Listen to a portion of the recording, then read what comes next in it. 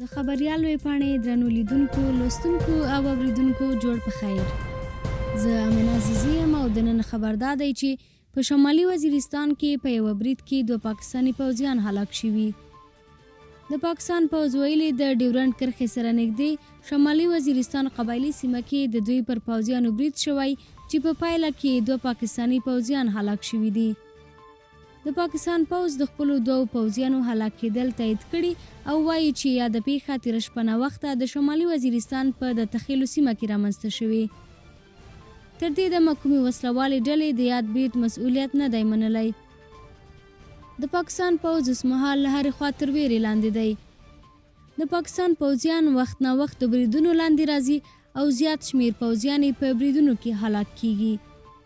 بلخوا د پاکستان پوځ له لوري د پښتون ژغورنې غورځنګ د مشر منظور پښتين نیول کېدو سره په ټوله نړۍ کې د پاکستان پوځ پر ضد لاریونونه روان دي.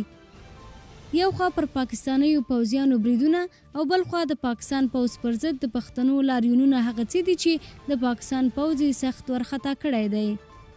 د ورځې پاتې مهم او وروستي خبرونه د خبریال پر بیلابیلو پتو موندلی شئ.